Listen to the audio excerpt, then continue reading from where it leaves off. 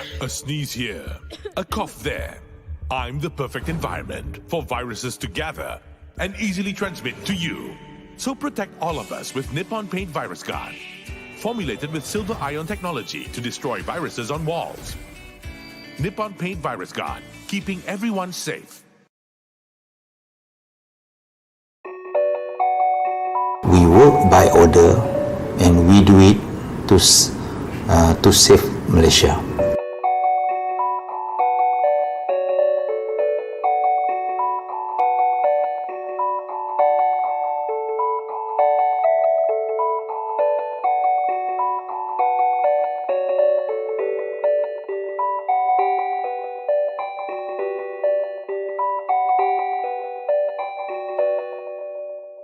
At the beginning of the COVID, we are a little bit uncertain. We said we should protect our men with a maximum protection. Preparation 1 hari saja, esok dah mula.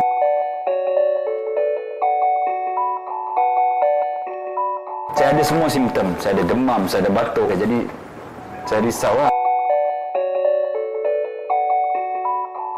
Saya kena tak apa, jangan keluarga saya kena.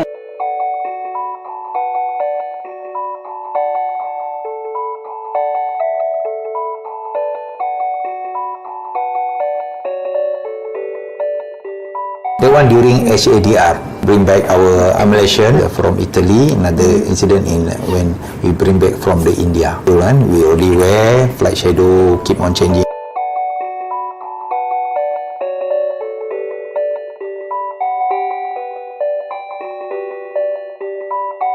In fighting COVID, kita pun tak tanya banyak kenapa kita buat ini.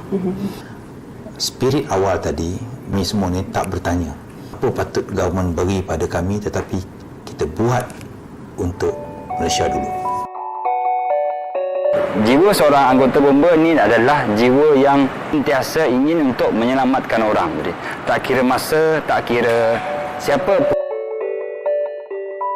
Jadi seorang anggota bomba ni kita banyak tengok kesedihan orang, dan kalau boleh perkara ini dicegah, kalau kita boleh menyelamatkan seorang ataupun beberapa orang ni kan, kita akan rasa macam terlalu gembira.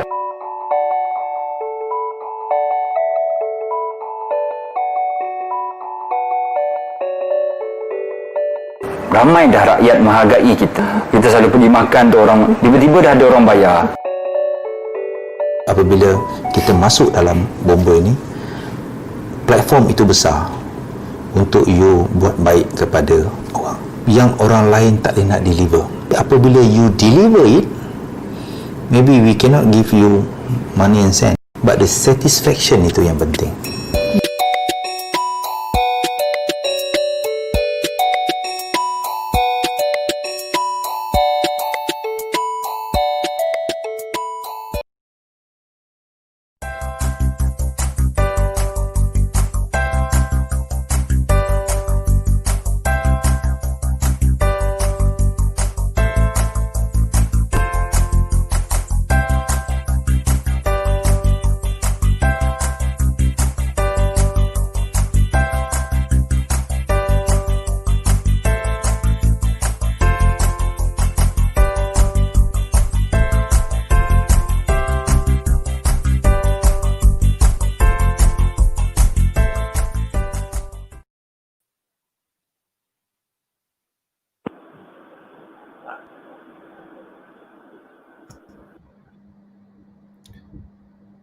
Fungi, I think your mic is mute. Hi, sorry, too excited. Yes. Good afternoon. Yes. Good afternoon. I think there's some echo. Some echo somewhere. Is it better now? Yeah, it's better, isn't it? Yes. Okay. Hi, Nicholas and Terence from Hong Kong. Thank you for joining us, and also from Malaysia we have Dato Izumi. Dato, thank you for giving up your public holiday afternoon. It is Malaysia Day, and of course that doesn't mean that your time in Hong Kong is, that you are. I gentlemen, Nicholas and Terence, we are very busy people, and we can't tell you how happy that you can join us today.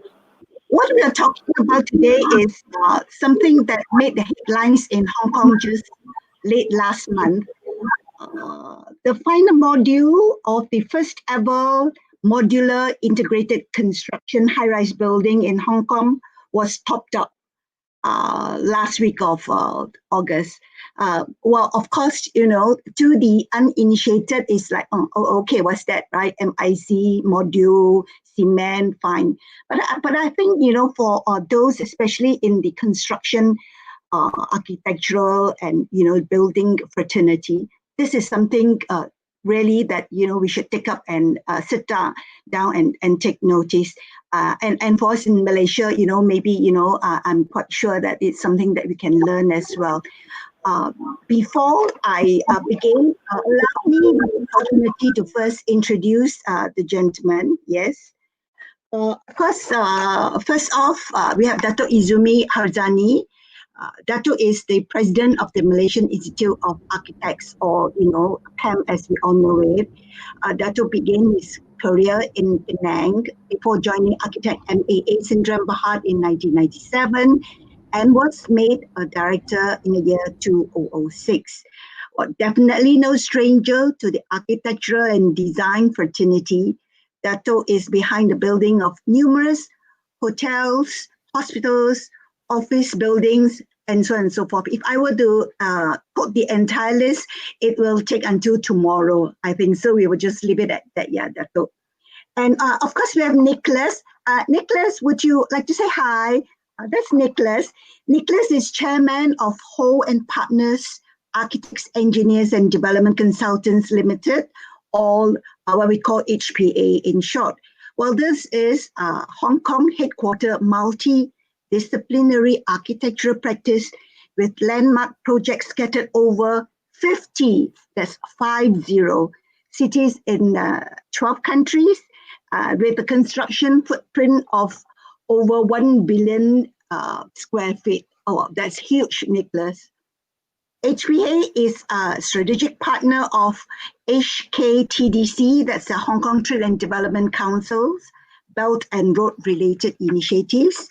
And do not let Nicholas' youthful looks fool you, because he is one award-winning architect whose years of design experience stretches across Europe, China, Southeast Asia, and the Middle East. And he is also Hong Kong, China's alternate representative to the APEC Business Advisory Council, and he sits on a lot of other high-level industry advisory boards and a member of the Hong Kong Trade Development Council Belt and Road and Greater Bay Area Committee. And of course, HPA is very much into spearheading smart city initiatives as well. Yeah. Last but not least, we have Terence. Hi, Terence. Terence is the Deputy Director of HPA, and he brings to the table today over a decade of experience in architectural, interior design, as well as alteration and addition works. Well, this is certainly the go-to guy, because not only does he handle design, but he's also very, very involved in statutory submission and tender documentation processes, besides working closely with clients and subcons, of course, right? Yes, there you are, viewers. We have these three distinguished gentlemen with us today. Before we kick off the discussion, let us look at a very short video that will put into perspective as to what we are talking about. Alvin, over to you.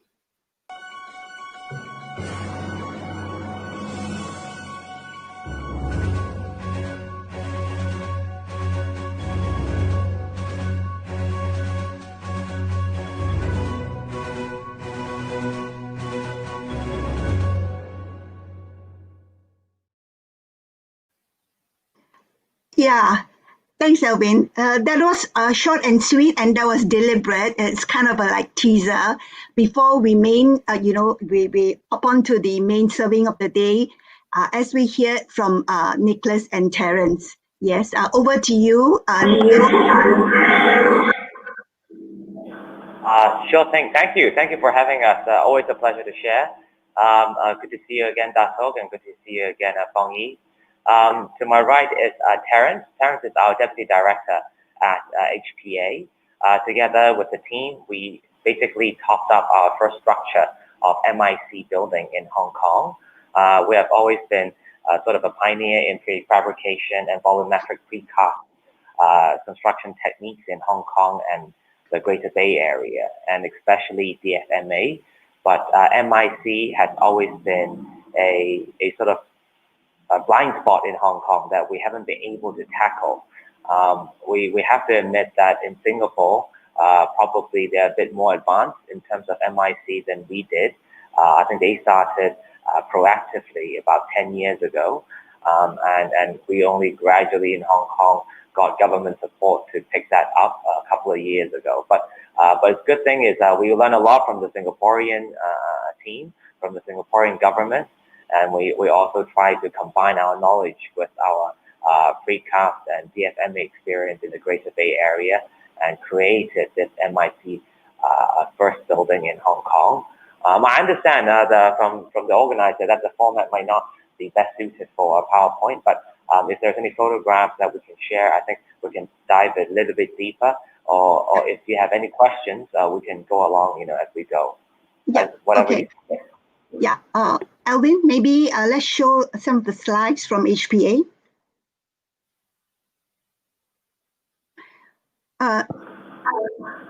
Nicholas, what I suggest is you could actually jump in and talk about the slides as we go along, and you give the cue to my colleague to move on. Would that be good?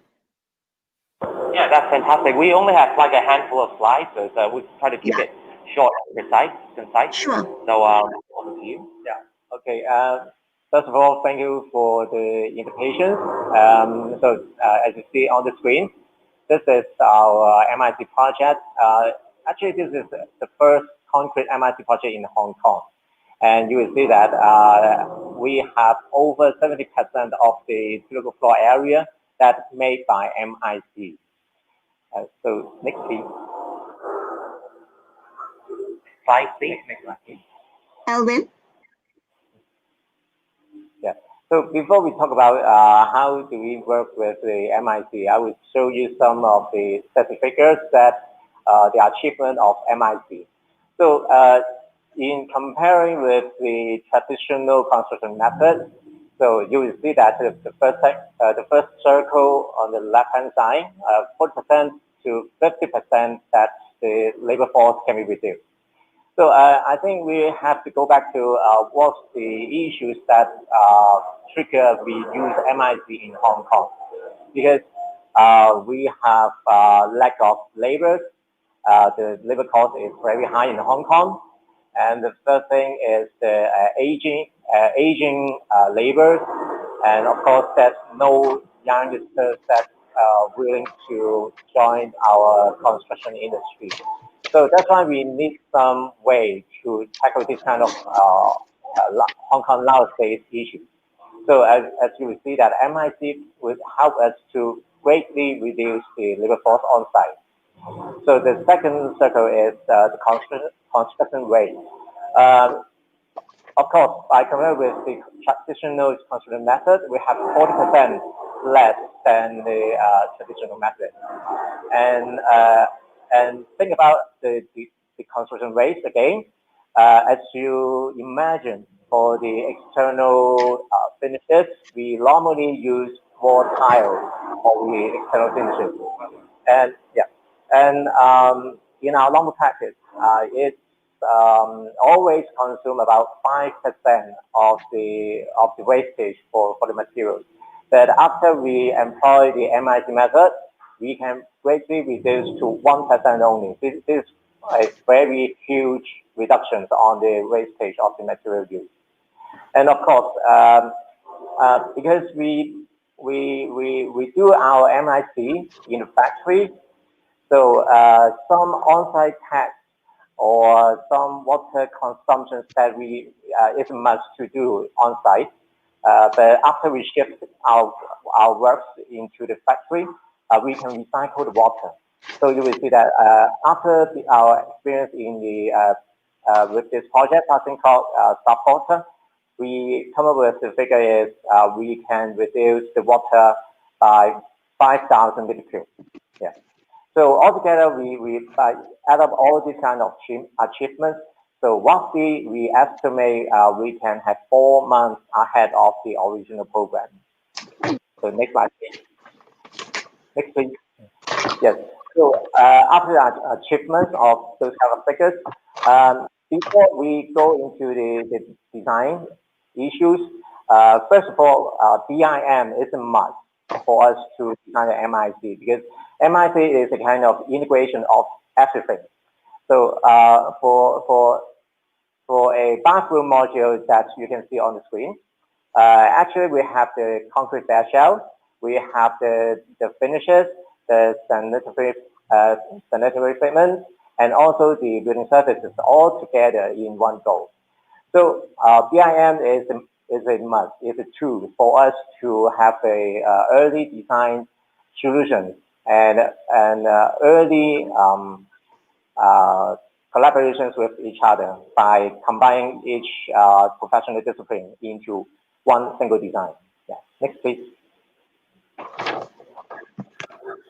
See this is the typical floor plan, and we have altogether 5 towers, 16 to 70 stories, and for each floor we have 8 units.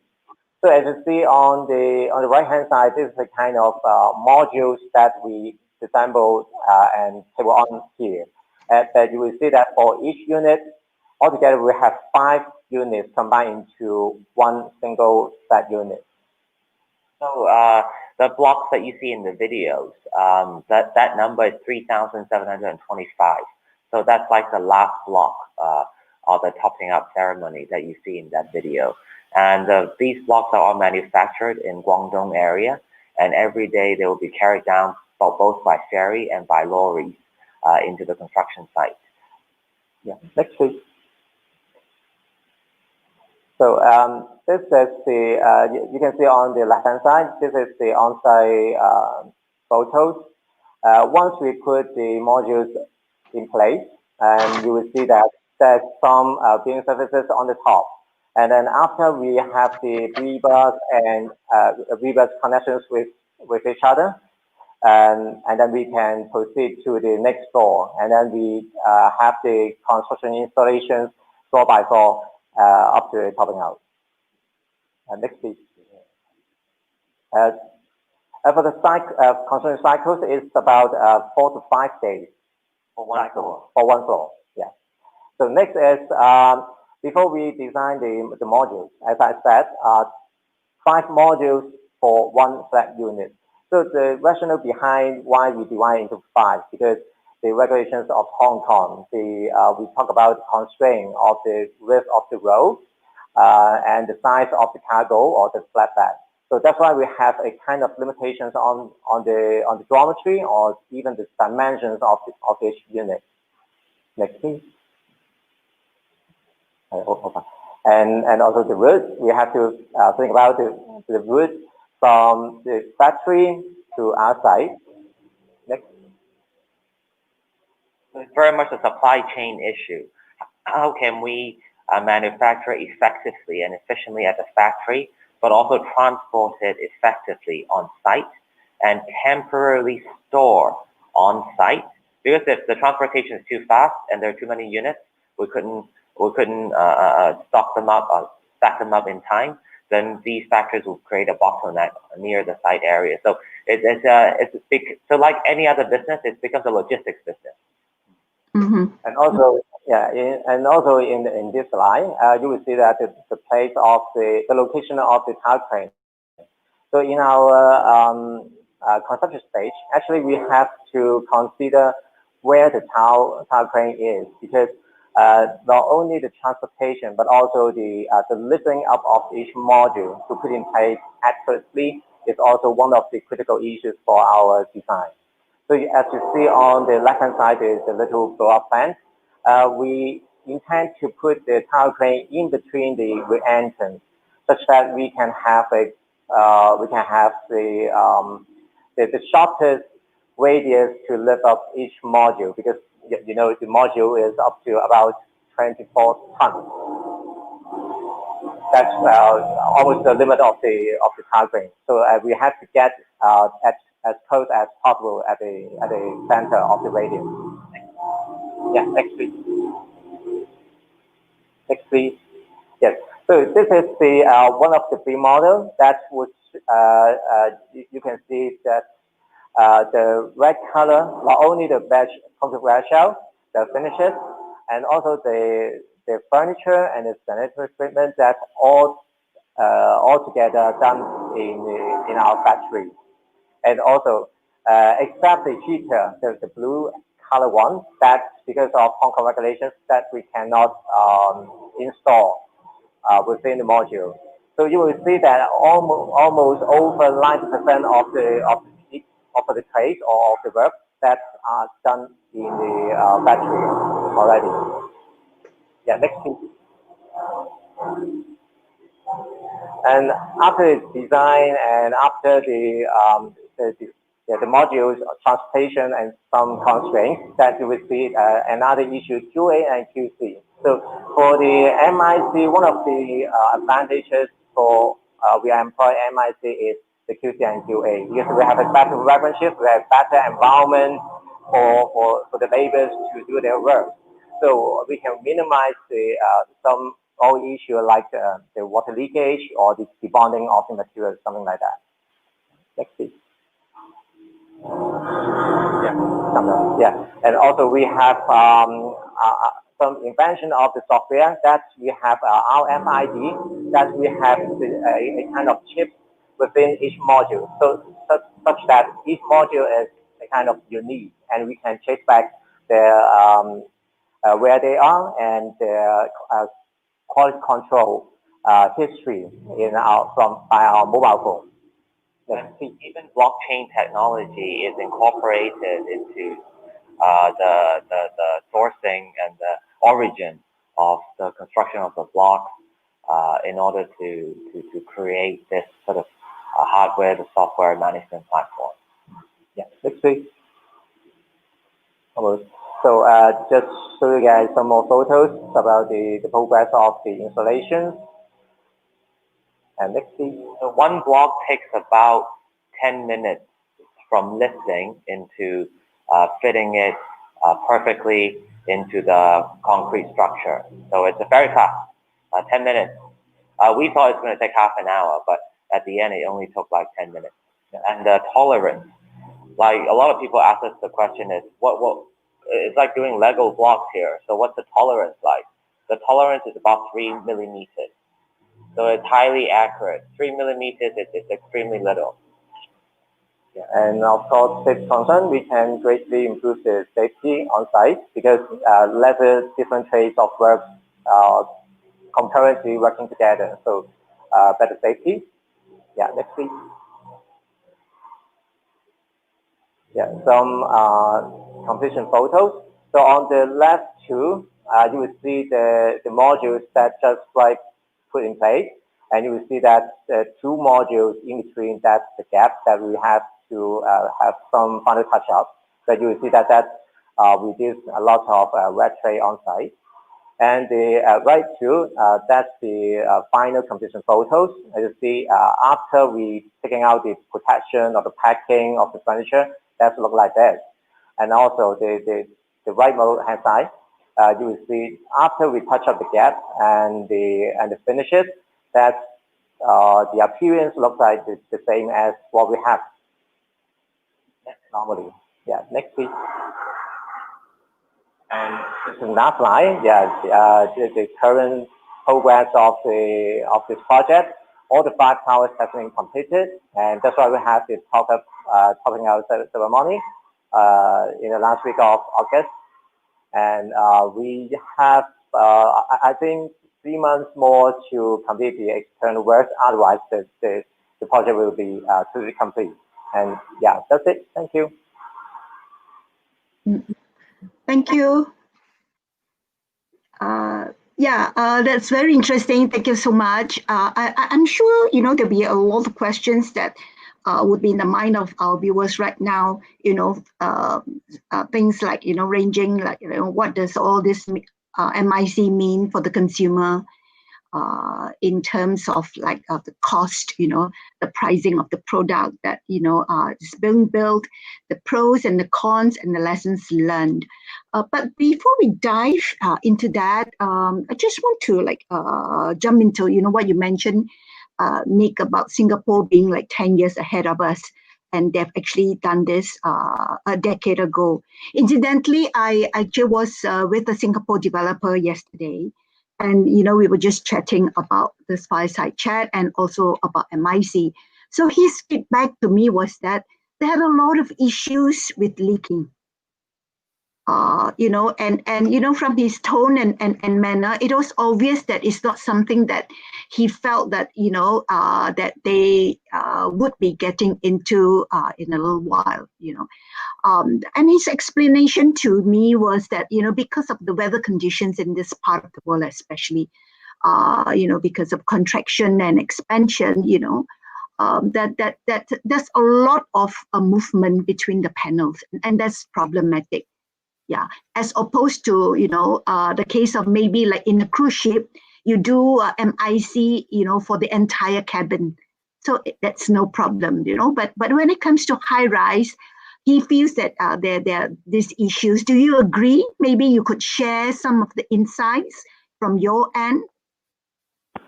Sure thing. I think that's a very good question.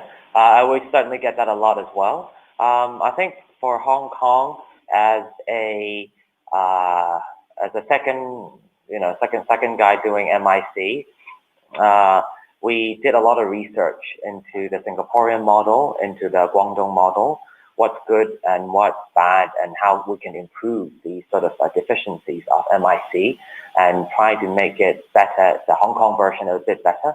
Hong Kong also rains a lot, so it's very similar to Singapore. Hong Kong has a lot of big typhoons, so all those problems actually do exist in Hong Kong as well. I think one of the key things, and I think Terence can definitely supplement later, the key things that we spend a lot of design research is on the joints.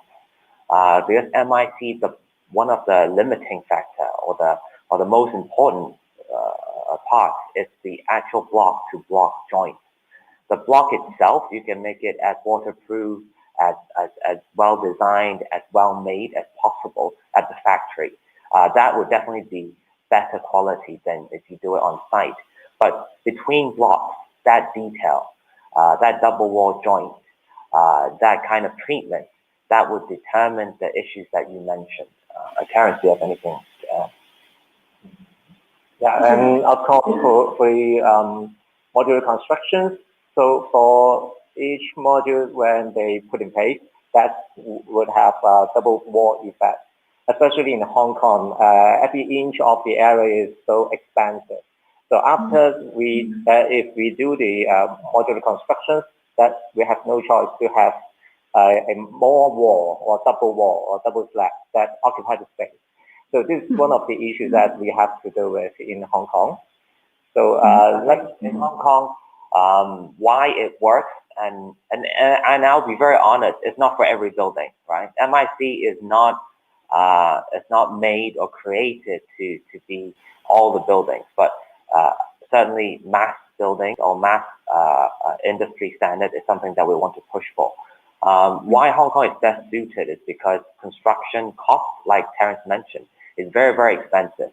Hong Kong average construction cost is around 2,000 to 2,500 ringgit per square foot. So it's about 10 times than in Malaysia, if not more than 10 times, right? So that's very, very expensive.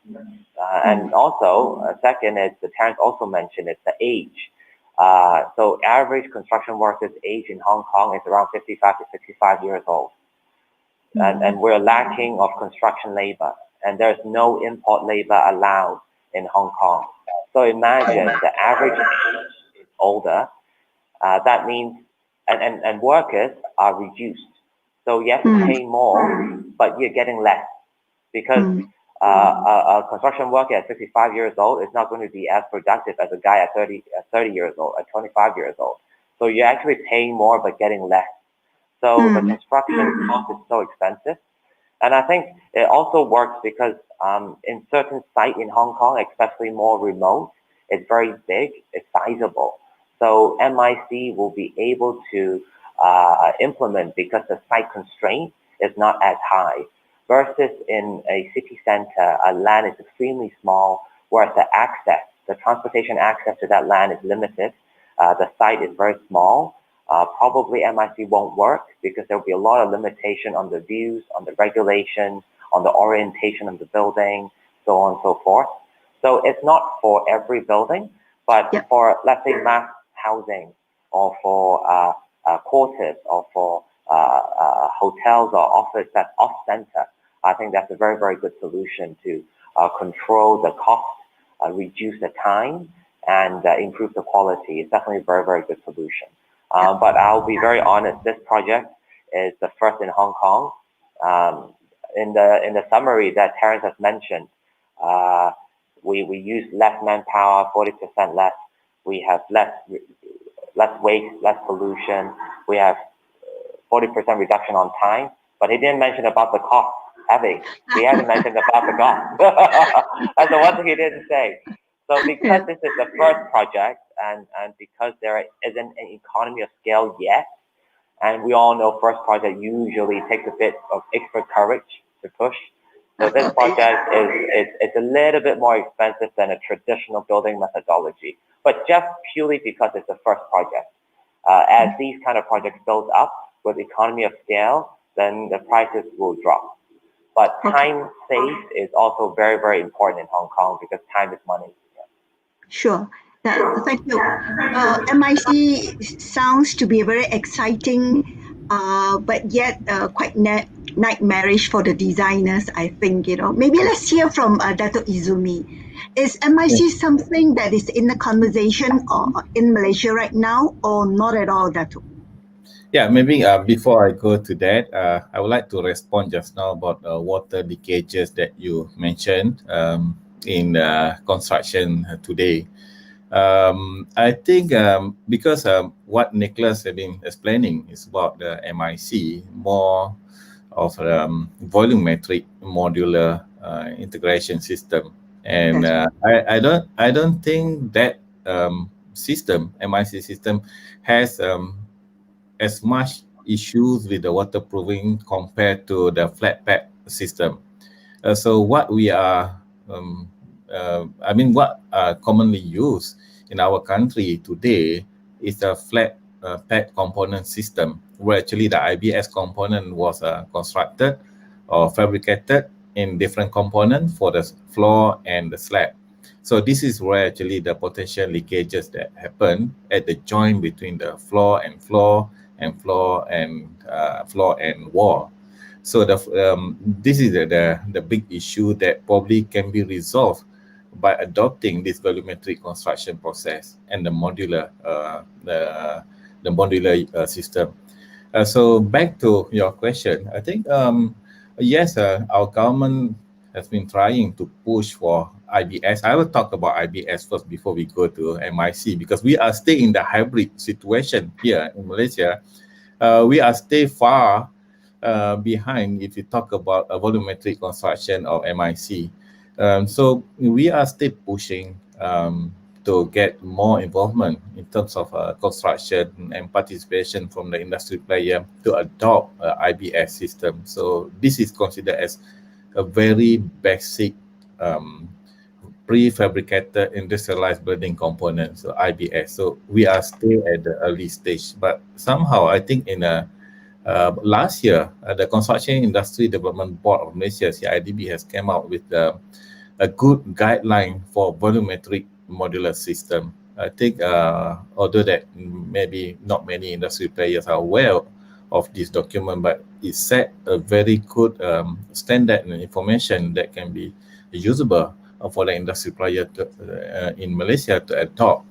Of course, moving forward in future, I think this is one of the cleanest, most efficient, and fastest construction methodology in future.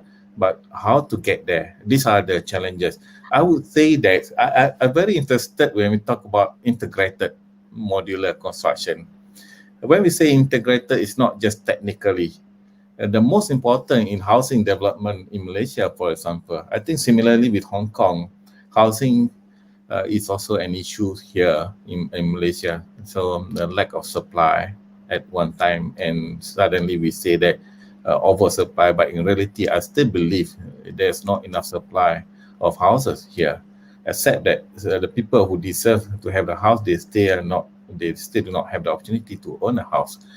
So if you look back into the system, I think to move forward for MIC, I think it's not just about the technical, how the 3D modular system to be designed, to be constructed, the component to be pre-fabricated, logistic issues, the site retention, site holding issues.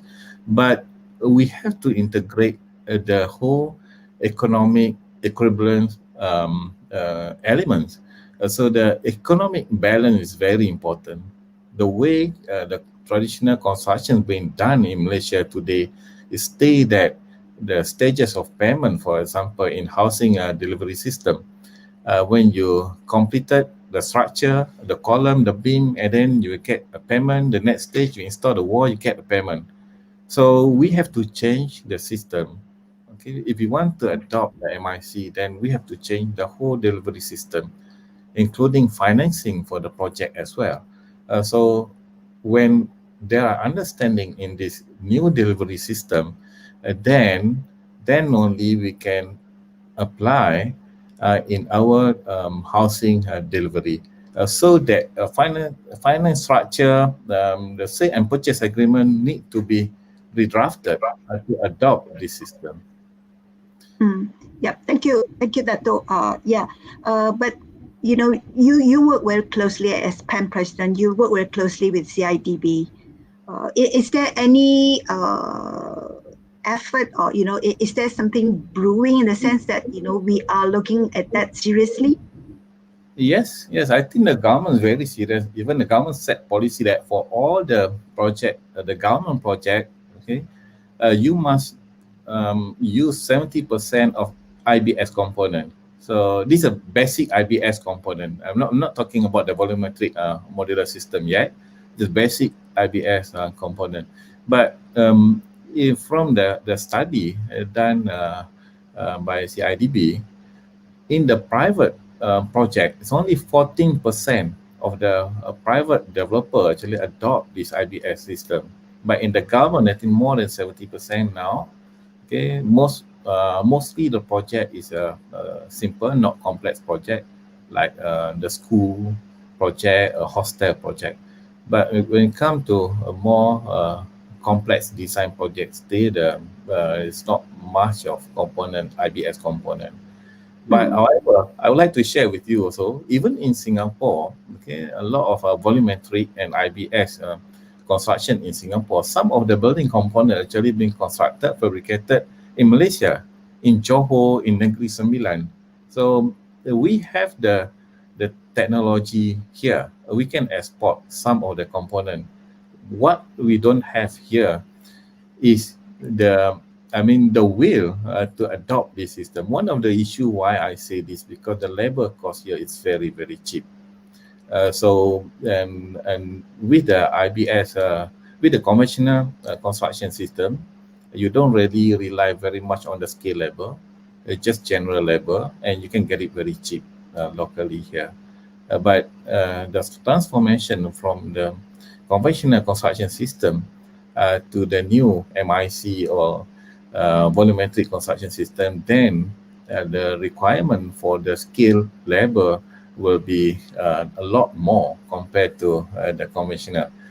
Then the scarcity of the skilled labor in the market here will probably cause the increase in the construction cost. So that is one of the issue, one of the major hurdles why actually the IBS or MIC is not really attractive to the general contractors and developer here. That is the first layer. Of course, you like what Nicholas and Terence mentioned just now. If you go down the value chain, and then there's a lot more. You get the supplier, because it really affects the value chain. So with the volumetric construction, then some of the hardware shop, the supplier, the raw material supplier will be affected.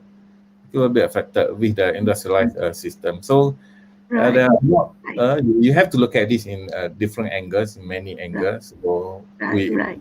yeah. Okay. Yeah. So we hear you. You know, it's not something that we can look at in isolation in Malaysia. But what about in Hong Kong, Nicholas and Terence? What is the the rate of acceptance? You know, I suppose there's very little choice, right, because of cost factor.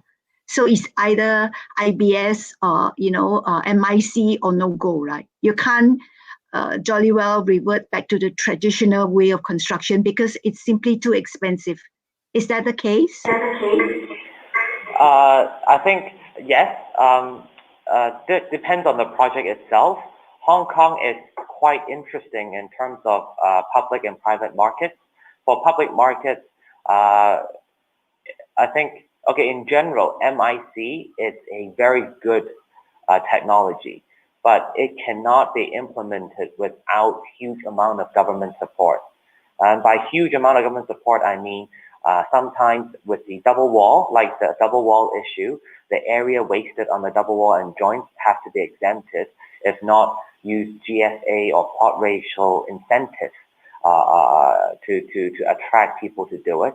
Government will have to change some of its building regulation codes, fire codes, and also transportation codes in order to cater for the supply chain and also the construction of MIC. So I think not just a dollar sign, government not just giving you more financial incentives, but government will have to give you more policy wiggle room, flexibility for you in order to push it. I think one of the reasons why Singapore is able to be so advanced is because the government is very, very supportive since 10 to 15 years ago. And in Hong Kong, the government takes time to be supportive.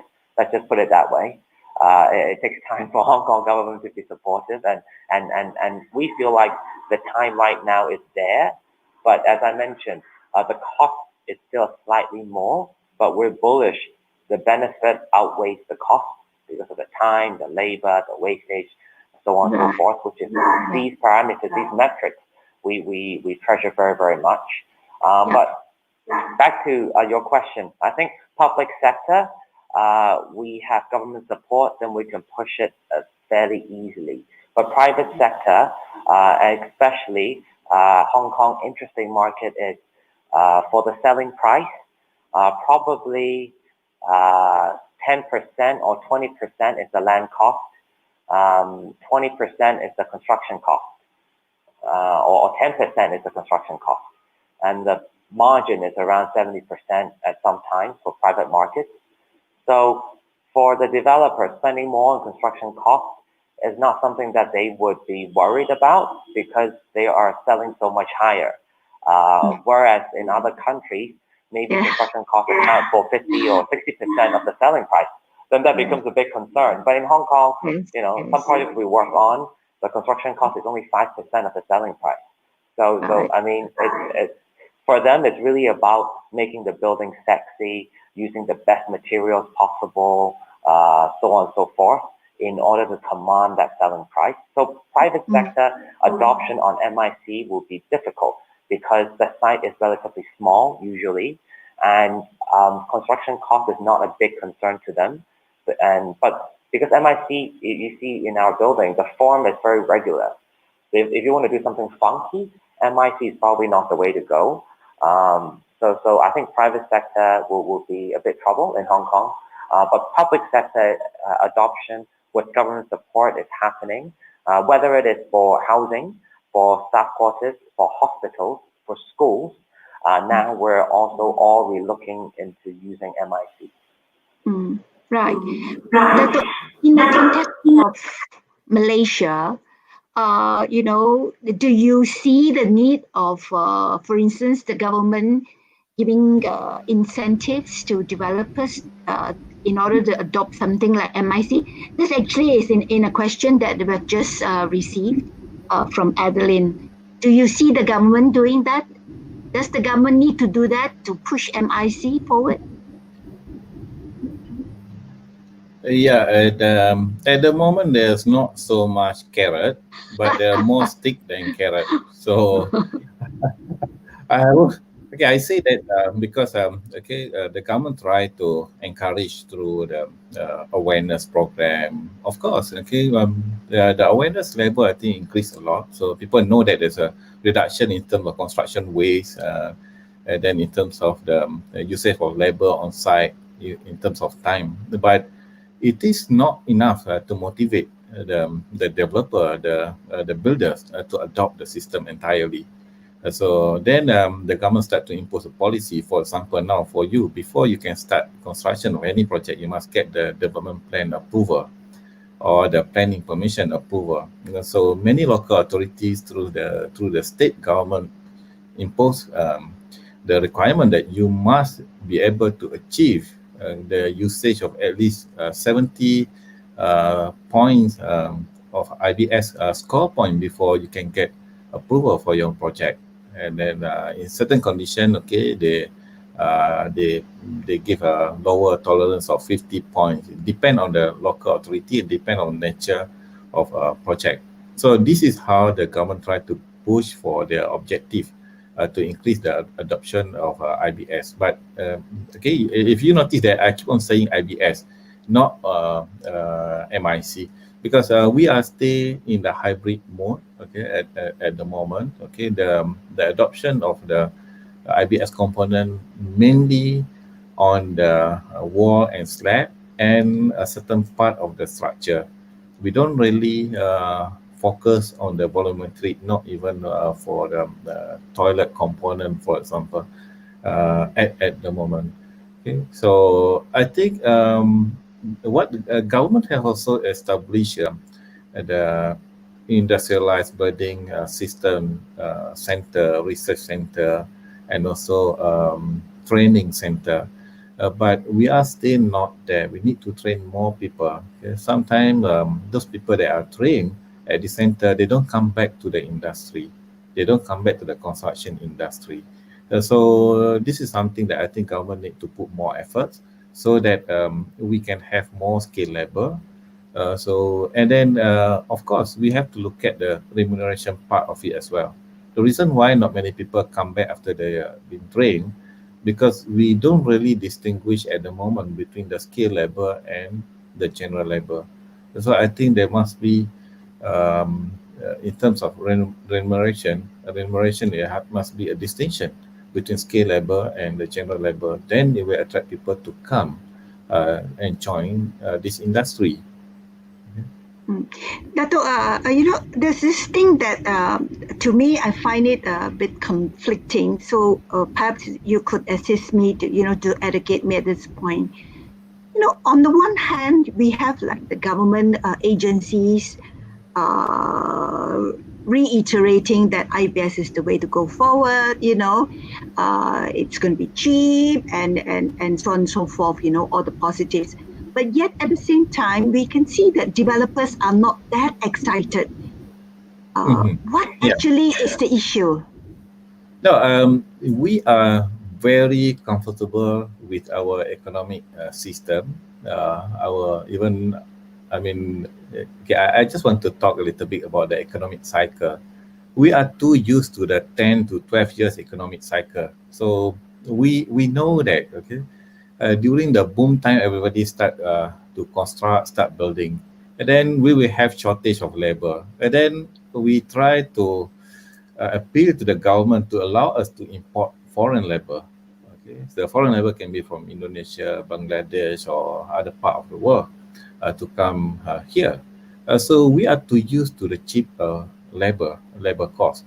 And then when it comes to when we have economic crisis during the downturn, and then everybody stopped building, so then some of the labor went back to their countries. So, but we never really look into the issues how actually to transform the way we construct buildings, the way the construction industry need to change, to transform. So I would like to relate to the current pandemic, COVID pandemic. I foresee that this downturn probably is an extended downturn. So we cannot expect in 1 or 2 years we can get the booming time again.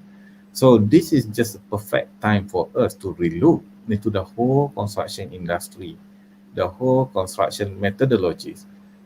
We are to use with a very fragmented construction system. So even the way that we engage the contractor here, the subcontractor that we engage in locally in Malaysia, we engage a different subcontractor to do the wall, to do the plastering, different people, to brick layering, different people, casting the structure, the column, different people. I think we have to do away from that, and then we have to look into the totality, how actually all these fragmented supplier, material, component, services, and product can be integrated into MIC. And we have to provide a platform as well. I think the developer or contractor like Gamuda, Setia, I think they start to invest into the system, and they have their own center for industrialized building component manufacturing, and some of them are quite advanced also, even incorporating the digital system in the component construction. Yeah, thank you. Interesting. Nicholas and Terence, maybe we can just go back a little bit and talk about your experience, with MIC thus far. I'm sure that before you decided, on this direction, you would have done your research, like what you said earlier, because the likes of Singapore already, they have 10 years ahead in terms of the experience. Now that you have gotten to the topping up, section of the building, what are the lessons that you have actually learned? What are the pain points that you did not account for, and how these can be overcome in the days ahead, should MIC be further accelerated in Hong Kong? Yeah, sure thing. Thank you. I think the design challenges and the bottleneck and experience learned, I'll leave it to Terence to share, because he definitely had a lot of painful moments, and we're not shy to share the painful moments. Oh, okay. But I think I saw a couple of questions on the comment list. I'll just quickly answer those. So I think the difference between MIC and traditional precast is MIC include a lot more details in terms of interior finishing, and traditional precast, you could be, the core or the slab can be on-site constructed, and then the volumetric precast will slot it in. But MIC, the core, the staircase, the lift well, everything is factory made. So once you go to the site, it's literally like playing Legos. Use a container crane and then plonk it up.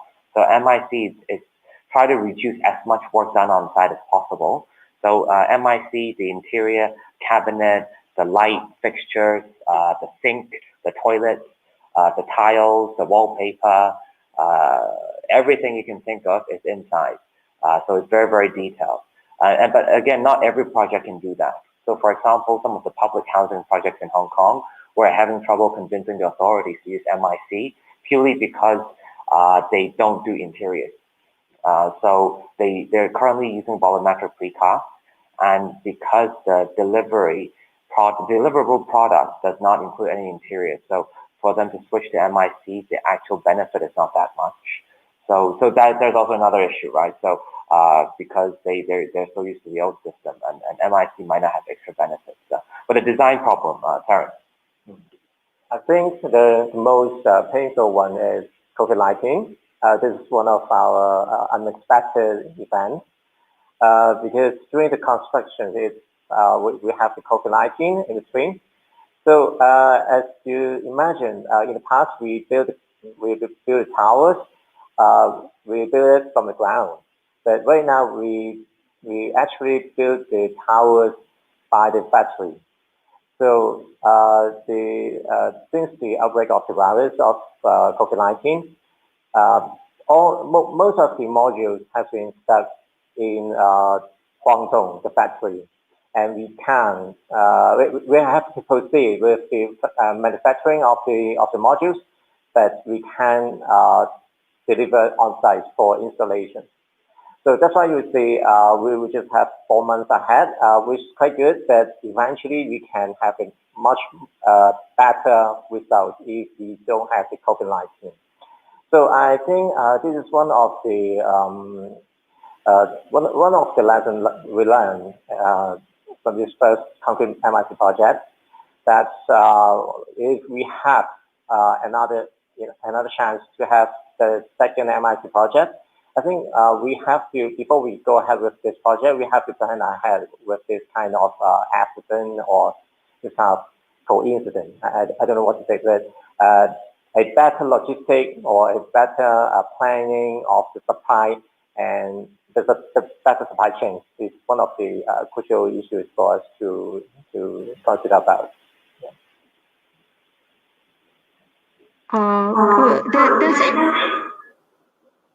There's a question from a viewer. Echo. Yeah. There's a question from a viewer asking about the comparison between precast and MIC and whether a new player should actually focus more on MIC or precast. And a new player in this instance is the manufacturer, not the developer. What are your views, gentlemen?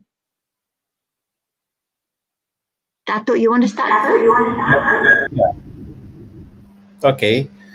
So I think it's not so much of the new player here.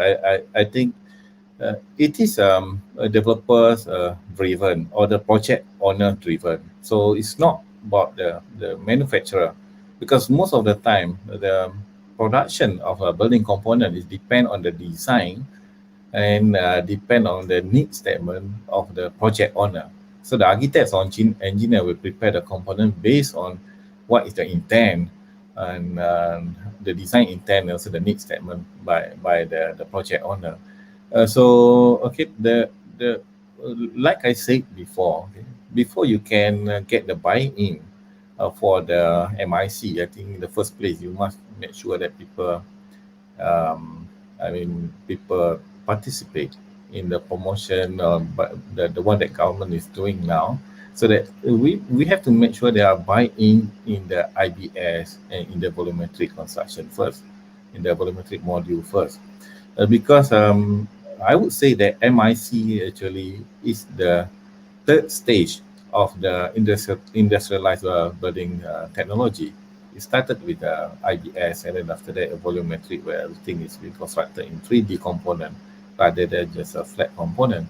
And then you add the more element, which is integration with other elements, including the fittings, electrical, and some part of the MIC include the final finishes as well. So this is the next stage to the first two stages. So the transformation from first stage to the third stage is not so much of manufacturer driven, but the user, the buyers of the component, who are the developer, whether are they willing to go towards that direction or not. Of course, they have to look at the economic scale of it. Okay, if there's no economic scale of it, maybe there's no economical benefit to them. And of course, okay, the major factor is always the cost for assembly the component, which actually you need the skill level, you need the technology, and also the hoisting technology, different type of crane, logistics element. For example, you need a different logistic plan, logistic structure, and the component storage as well. So it's very much different from the flat IBS installation or the conventional construction. Conventional construction, you just need number number of laborers, and then you just need maybe a few people giving instruction for what to do. But with MIC, it can be reversed. You need more people to coordinate, and the rest actually of the construction actually is offsite, will be done at the factory. So you probably need more labor and machine at the factory, but when it comes to site, just installation, assembly, hoisting, and coordinating the installation. And I know that one of the major issues in MIC is basically coordinating and for the timing, when are you going to put every module on top of another module, and you have to make sure that the services, everything is ready. And this is what we are lacking now, because we don't really have people really involved to coordinate all these things in many sites, except for a few sites like MRT construction, for example. They really spend money and employ people to do all this coordination. But in general, construction here locally in Malaysia, we do not employ such construction coordinator to look into the construction progress, construction process. Yeah, we hear you, Dato'. So looks like Malaysia is very far off from the days of I would MIC, like right? to think so, unless I think we have to learn from Singapore and Hong Kong. What Nicholas said just now, they cannot import labor at all. I think that is the most excellent policy that the Hong Kong government probably has implemented. Whereas here, okay, I think more than 80% of the labor workforce in the market, in the construction industry, actually is import labor, and they are a lot cheaper than the local workforce. So I think this is one of the major policy. It's going to be a pain at the beginning. Okay, if you want to implement such policy, I remember that a few years back the government stopped issuing permit for foreign labor, and the industry suffer. The industry suffer. Industry say the construction progress will be slowed down, and some of the project they cannot move because there's not enough labor. Of course, okay, if you want to transform the construction industry, we have to do it. Okay, it won't be easy to the industry player.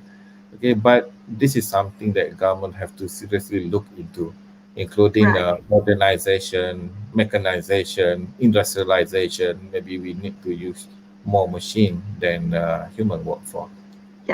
Yeah. So, Dato', do you agree then that for us to move forward, we need a roadmap? Yes, of course. Of course, we need a roadmap. I know CIDB, Construction Industry Development Board, even the Ministry of Work, they have the roadmap, but we are a little bit behind. I think, if I remember correctly, I think by 2015, everything's supposed to be in the prefabricated building component, but it couldn't be implemented. But slowly, we are getting more buy-in into the system. Okay. Yeah, good to know that. Nicholas and Terence, perhaps just share with us. This question stemmed from one of the questions that we have received. It's talking about VO, variation order. Something that is quite I think Malaysian developers and players are quite familiar with VO issue. So with MIC, does it kind of like bury VO once and for all? Does the issue of variation order arise at all? Yeah, I think that's also a very relevant question. So I see in the comment section, a couple of questions is also linked to the same subject. So for MIC, usually currently it's not on any private sector projects, right? First of all, it's only on public projects, and these projects are staff quarters or office or hospitals or schools. They are usually procured through design and build or design, build and operate procurement methods. which means contractor will be the client and then will be our client, will be the architect client, and then they will face the government directly with a fixed sum construction, and then they have to follow a set of guidelines and also employment requirements, and then deliver the project at a fixed time and fixed cost. So it's very much a direct procurement method. I think MIC is very different than traditional design cycle, is because we have to do a lot of work in the beginning. When the building is under construction, we actually do very, very little. So we have to have the building fully designed to the very, very details, worked out to the very, very details, from conceptual to schematic to details. But actually tender and construction stage, we're pretty chill. Like there's not much to do except like some on-site coordination, because most of it is automated, and also it's just following the IM model. But that's why I think a lot of those questions asked in the comment section is why private sector job is so difficult to use, because they change all the time, right? So even the building is under construction. Oh, I don't want to do an office. I want to be a hotel. Oh, I don't want to be residential. I want to be an office. So MIC will not be able to do that. There's no flexibility. Once you finish the design, there's zero flexibility. You have to do what you set out to do. That's why it's good for public sector work, because if they want to do public housing, they're not going to change their mind midway. But whereas in a private sector job, oh, I want 5 towers, I want 2 towers, I want 1 tower, I want 3 towers. That changes all the time. So it's very, very difficult. There's no flexibility to change. And to answer your question, is VO is very minimal in design and build contracts and also MIC, because VO usually change when you change the design or you change something during the construction stage. But if you don't do that, then there's very little VO. So I think that answers some of the questions. Yeah, thank you. Let's just imagine that, this is not a public building, it's a private project, right? In terms of the capital layout of the developer, again, this is from one of the questions that we've received, what does it mean to the developer? Building the MIC way versus conventional method. Is there any impact on the developer? In Hong Kong, as far as we can see, there isn't much effect. Hong Kong, in general, standard practice. So for procurement, for private projects, for private companies, buying a piece of land, bank can finance up to 50 to 80% loan, right? And construction, the bank can do 80 to 100% in Hong Kong. So whether it is MIC or traditional method, it really doesn't make much of a difference. Obviously, to the cash flow, it will have a bit of a difference, but that's where time reduction from MIC comes in handy, because you start selling earlier, you finish your project earlier, you can get better cash flow earlier. But in terms of financials, in Hong Kong, there isn't much issue. But in other regions in the world, I would see private sector projects using MIC will have a bit of an issue, because majority of the cost from the manufacturer or the contractors will have to be upfront. They can't do pay as you go. They have to invest. They have to put order, deposit in the manufacturing company to start producing block samples, even as early as concept or schematic days. So you can't award the tender during construction stage. You probably usually award it, pretty early on, because it's a collaboration between the manufacturer or the contractors with the architect. It's not something that you can say, find an architect to do it and then contract it out, purely because not many architects have that experience around. And even if that architect has the experience, you want the right contractor to work with him. But otherwise, you have an architect doing his MIC, but when you do tender, no contractor will want to do it, and you have to redo the whole thing again. So usually it's a pretty early on adoption, but that's why I think on the financial side. Perhaps this is actually one of the reasons that you mentioned earlier that, for us to move forward, the government needs to play a very strategic role, right? In terms of, amending the rules and the guidelines out there. Yeah, everything from payment, to the giving of incentives and so on and so forth. Yeah, so it looks like it's going to be a long way off. No, adopting a volumetric construction system or MIC system in housing project under the present regulation that we have in the country will give a tremendous impact to the developers, because whenever the building component being constructed or pre-fabricated at the factory, they cannot claim for the payment. Because under the regulation, they can only claim for stage payment when it is built on site. So if it is built in the factory, the developer still has to pay the contractor. The construction contract between the developer and the contractor, whatever built off-site, they still have to pay. But the developer cannot claim from the purchaser the money as long as it is not built on site. So it's like that the developer has to finance upfront everything.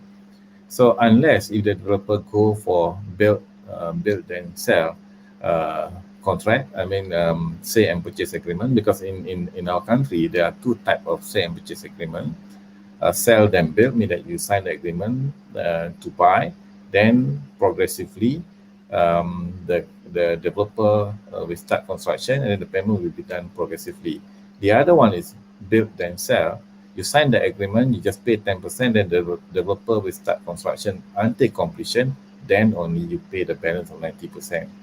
But the impact to the developer, that developer has to finance everything until completion. So we do not have the payment or the stage payment for the developer when the building components being fabricated or being constructed off-site. So this is something that I think we have to look into it to encourage the adoption of MIC. I see. We hear you. So it's actually down to dollar and cents, right? I mean, the claiming processes, right? Yeah. And so far, Dato, three the big brothers in the industry, i.e. Sunway, Gamuda, and Satir, they've invested into IBS. But unfortunately, I think the adoption has not been that speedy as what everybody else has hoped to be. So what is required, you reckon, for things to be different? This is actually one of the questions that have just come in. For the paradigm shift to take place, for Malaysia to really embrace IBS, and let's not even talk about MIC right now, right? Let's keep ourselves to just IBS for now. What is needed? No, I think first you must have the economy of scale. So of course the three major developer, the one that you mentioned just now, they are also builders themselves. Most of the components actually, they have the fabrication yard, they have their factory. Most of the component built by them is for their own consumption, to be used for their own project. Because at the moment there are not many other developers actually want to appoint these major construction players for their project. One of the reasons why, because this I would like to give example. For example, Gamuda IBS. Gamuda IBS actually, they have the technology, digital IBS technology. They have the engineer, the designer, everything. So for them to proceed with the construction, they have already invested in technology and also in the engineering professional resources. So the construction cost for them is not going to be cheap. But the conventional developers, they want the cheapest construction method and cheapest construction cost. So that's why most of the time the developer will opt for other conventional other than this IBS. And for the paradigm shift, I think, of course, I think the three major players that you mentioned just now, I think they have already foresee what's going to happen in the future, and they already prepared themselves for the transformation. And I would like to say that other players, if you are not prepared for this, very soon that if the government really enforce to restrict the foreign labor coming into the country, I think other players will be very much will be affected by that policy. Do you see the need for the government to incentivize developers to go into this rather than yielding the big stick eventually one of these days?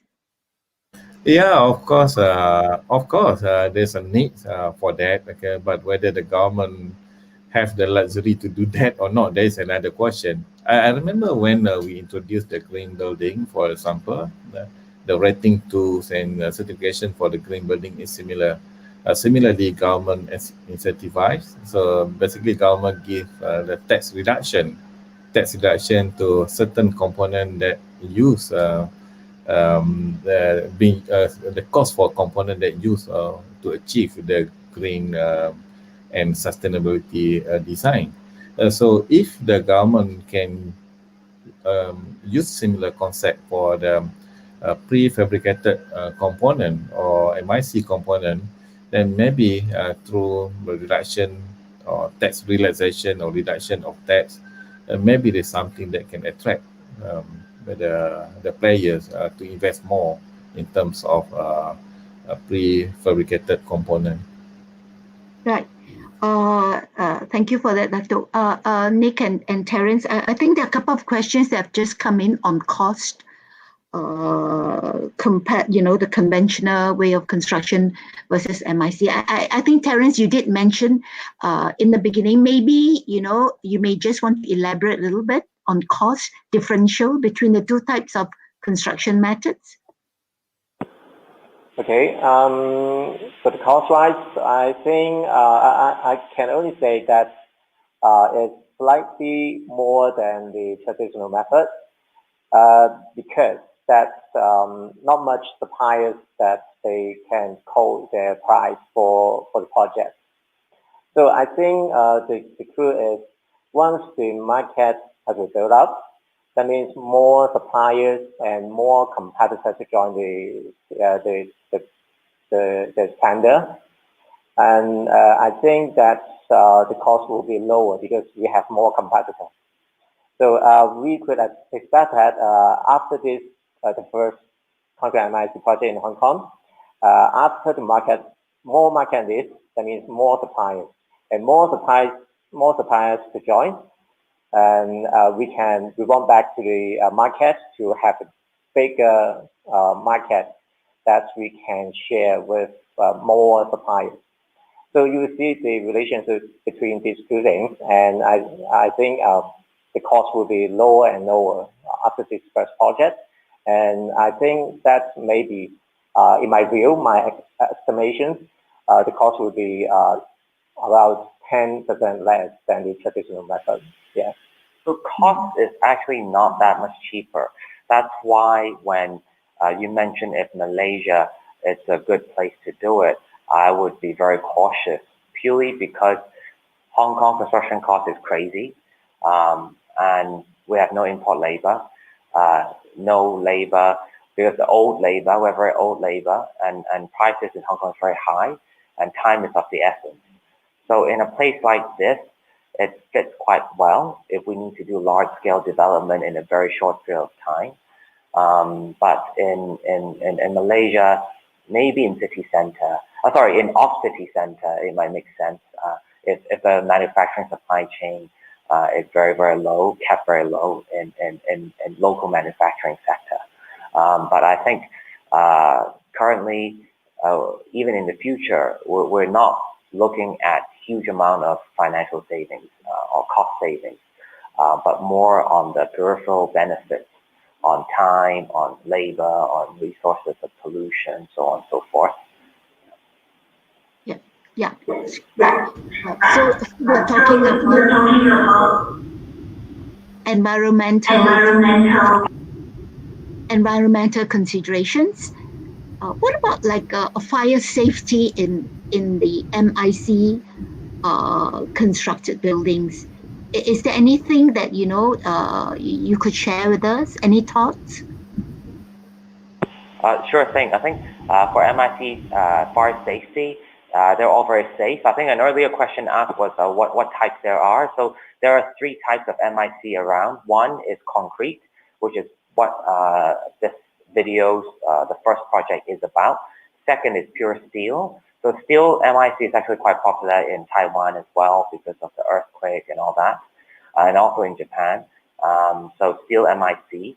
The second building in Hong Kong is actually still MIC. Third is a hybrid, which is a composite of both. I think going forward, the direction would be the first concrete and the third hybrid model going forward.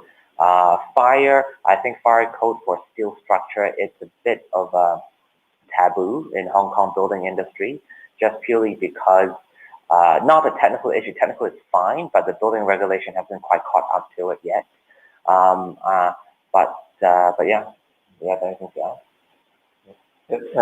I think for the concrete MIC, the performance will be the same like the traditional ones, because if we ensure the thickness of the concrete, that the fire resistance performance will be pretty the same. Or on another perspective, for the MIC, we have double wall or even some construction elements. They are a bit thicker than the traditional ones. So the fire safety concern will be lesser, or I could say the fire resistance performance will be a bit better than the traditional one. The only one thing is because the whole building is assembled by different modules. So you will see that more in between the modules, that's a kind of gap. So I think the only concern is how do we conceal the gap in between and make sure the fire resistance or the smoke won't go inside or go within the gap. And so apart from this, I think the fire resistance performance will be pretty the same as the traditional one, even the hybrid type. Yep. While we're on this, can we talk a little bit about the sustainability of a MIC building vis-a-vis the management of it, the upkeep? Because that's something that it's the awareness is growing in Malaysia, that buildings are best to be built in a very sustainable manner that can be maintained and upkept without having to lose an arm and a leg, so to say. So in the case of buildings that are built via MIC, are there any considerations, anything that, we should be looking at in terms of maintenance? I think buildings built through MIC, there's a few things we can look at. Number one is I think it depends on the project type. Is it residential, where you sell all the units and different ownership? The OC is constituted of different stakeholders, right? And then I think that becomes a management issue than a technical issue. If it's like a single owner hotel or office or hostel, I think compared to traditional buildings, it's a lot easier to maintain because number one, we have a BIM model. So through a very integrated, comprehensive BIM model, tracking the maintenance or reordering broken pieces or tracking what sector, what family's components work or doesn't work becomes a lot easier. Second is because MIC building generally has a high level of standardization, purely because of the methodology of the whole construction technology. So standardized building is always easier to manage than non-standardized buildings. So I think that's like a secondary benefit of MIC buildings. But in general, because these components and these units are constructed in a way where we try to use as as easy material as we can find, homogeneous materials we can find. So if something is broken, we can easily replace it if there's large quantities of the manufacturing proprietary or non-homogeneous materials. Then you know, just to find the right tile pattern or the right window size or the right detail would be very difficult. So I think on that regard, it's easier to manage. Right. So there's actually one question, a very cute question, asking if MIC is it suitable for an individual bungalow? You know, because we talk about stacking, we talk about, you know, replicating the modules, but what about the bungalows? So is it a no? I think MIC for bungalow is a fantastic idea. And it's not something that we plan to do because Hong Kong bungalows is so expensive, so they will never consider MIC. They will just do whatever they want. But if we look at the US market since 30 years ago, they have been doing MIC for American four square unit houses, whereas everything is panelized. You can choose like a menu, you know, like 5 different types of patterns, things like that, and you can assemble it. A contractor will come and help you set it up, and the house will be built in a couple of months. So I think MIC for bungalows is actually the origin of MIC technology because they have been around for 30, 40 years in the US, and I'm sure in Europe and certain economies as well.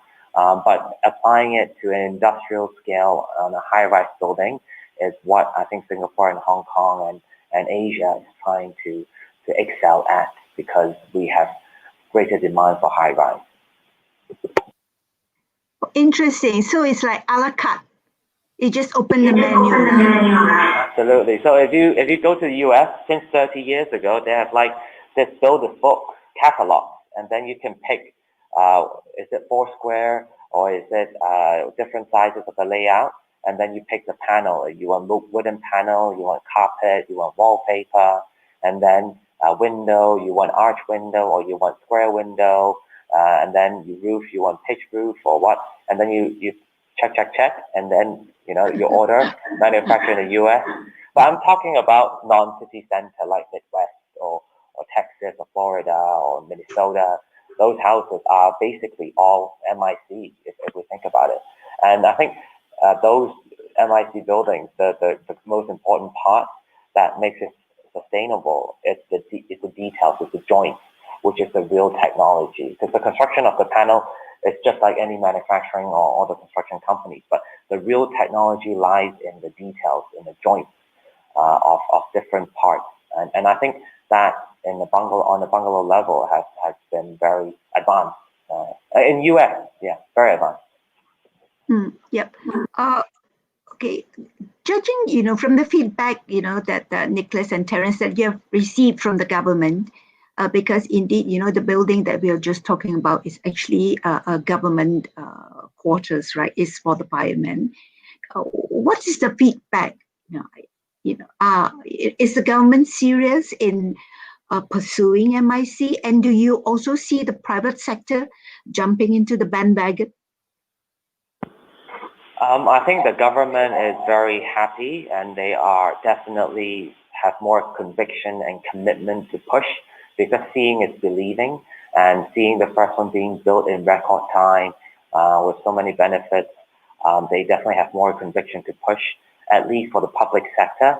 For private sector, I think most, if not all, the developers are still sort of wait and see, unsure about this, purely because private sector or private developers' sites and projects are usually at prime area or urban area where it might not be best suited for MIC trucks access, or the site is small, so the view orientation, the layout may not be best suited for a standardized building like MIC. And also government has incentives for private sector to do it, which is about 6% GFA exemption. And from what we see, 6% is not enough to tempt the developers to do it. So maybe 12%, maybe 20% they will do it. So I think it's a mix and match on that.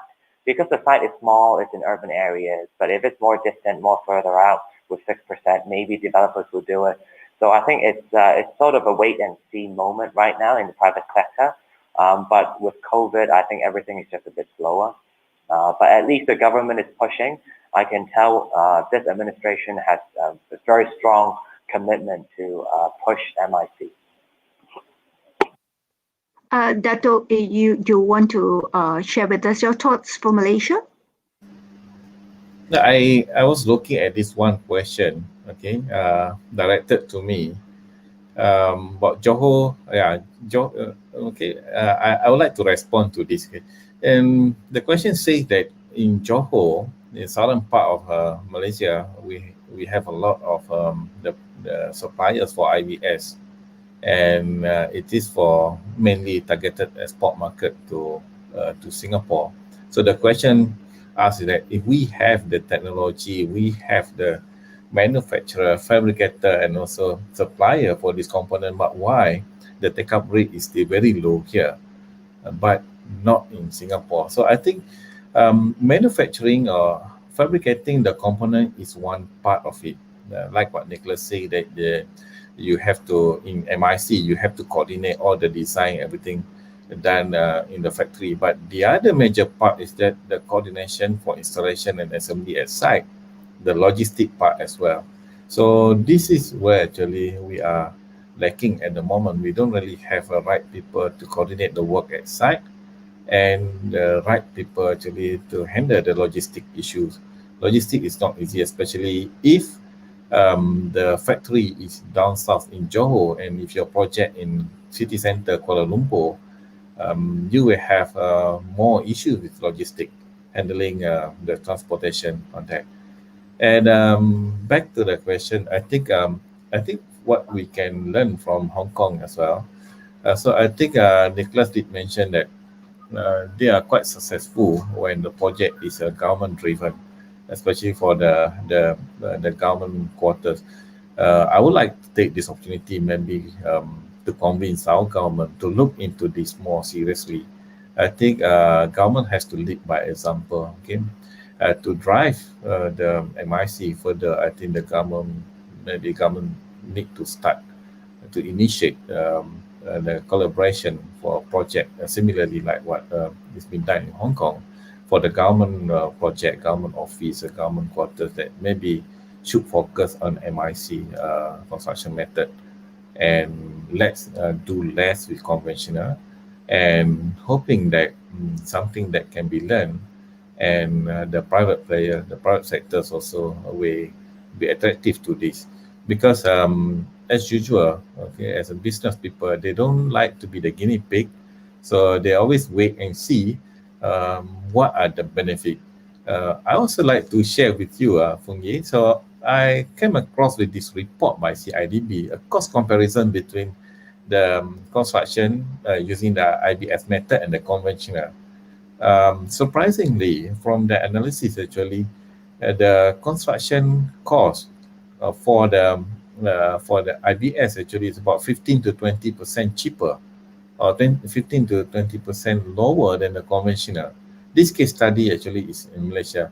I do not know how to verify this, but from the feedback from the industry player, what they are saying actually is otherwise. Conventional system is a lot cheaper than IBS. Maybe depending on the site location, the site condition as well, because a lot of course, like I mentioned, logistic is one of the major cost component in construction if you are doing the IBS. Okay.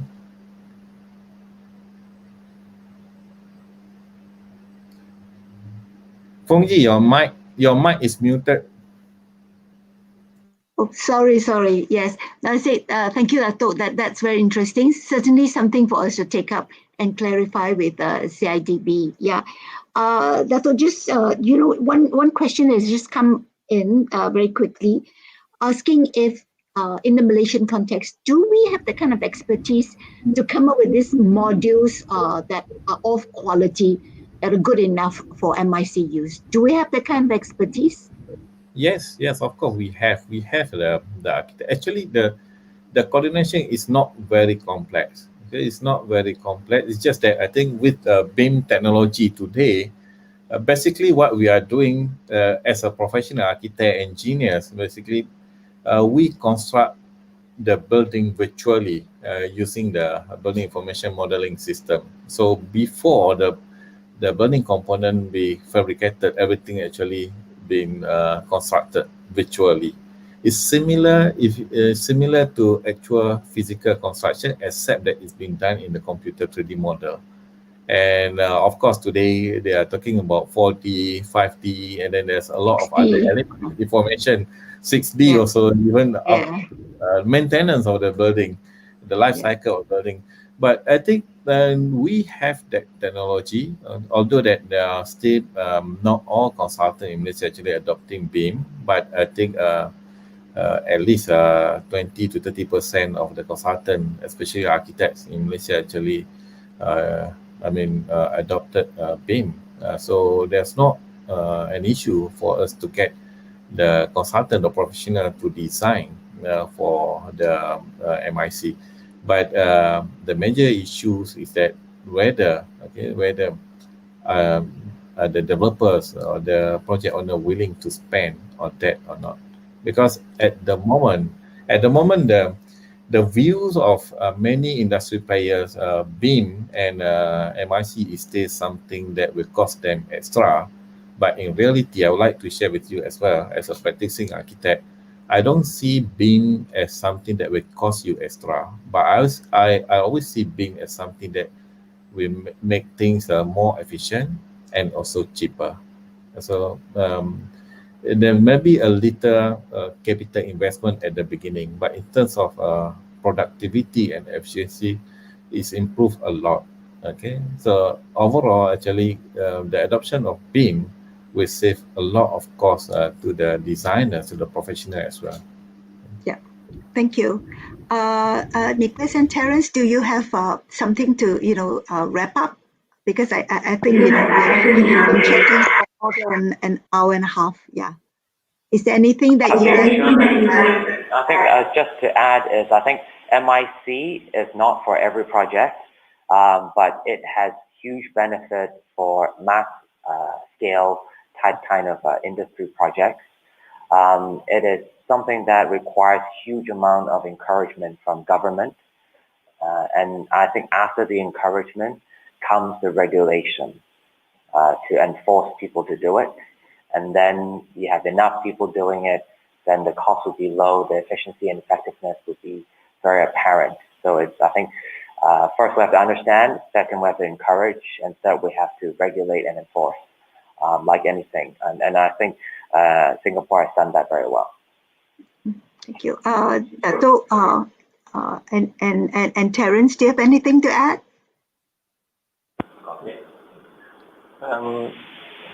Yeah, I think I hope that if the government can be the first body to push the MIC forward, and I look forward to have more policy to support this MIC construction method, because what we call the traditional way is construction 1.0. But right now we are going into construction 2.0.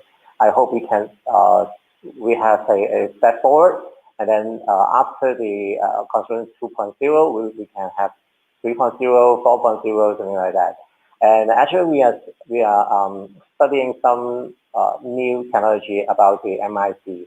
We have a kind of upgrading the existing MIC technique, like even though we are having the concrete MIC that it looks permanent structure for the building, but we are thinking about the next step is do we have a demountable or another type of MIC technology we can further explore. So we look forward to have our next steps, and I hope we can have a bigger market, and we have more and more stakeholders to join this process. Yeah. For dismantleable MIC blocks, the key is also the joint. So joint is actually the most important design in MIC. It's the joint. Yeah. Dato', Okay. one for the road. Yeah. Okay. For me, I think the most important that we must have a paradigm shift, like you say that let's move away from cost-driven in development, but move into value-driven in development. So MIC, if you always talk about cost, I think it's very difficult for the players in Malaysia to shift into the next level. But if you look into value-driven value, then it's something that we really need to invest on. For example, I think with adoption of MIC, I think first the value in terms of the sustainability, it will be less harmful to the environment. The reduction of wastage may be up to 90% in the current context. Our construction industry is a lot of wastage, material wastage, even the process wastages as well. And the other one is that I think this is the technology that can resolve the issues of site constraint as well. Everything can be pre-planned. So we don't, in the city center construction, I think this is the way forward. Everything can be pre-planned, the component, the module can be pre-planned to suit the site condition as well. And more importantly is that the construction itself is very clean. Okay, so there will no much environmental impact to the surrounding during the construction progress. And it's for a safer and better quality, safer in terms of construction and better quality in terms of the product. Everybody wants a better housing, better quality housing. So for me, that's from me. Yes, yeah, thank you very much. Gentlemen, it has been very educational for me. Thank you very much, for all the insights that you have shared. This chit-chat that we had in the last 90 minutes will be reported on our website, www.hprop.my. And on Friday, a more comprehensive report of all your contributions will be in our e-publication, which you can also download from the website. On that note, thank you very much indeed. Yes, and hopefully to catch up, not via not virtual, but in person very soon. And until then, stay safe. Bye. Thank you. Bye-bye. Thank you. Bye-bye. A sneeze here, a cough there. I'm the perfect. A sneeze here, a cough there. I'm the perfect environment for viruses to gather and easily transmit to you. So protect all of us with Nippon Paint Virus Guard. Formulated with silver ion technology to destroy viruses on walls. Nippon Paint Virus Guard, keeping everyone safe.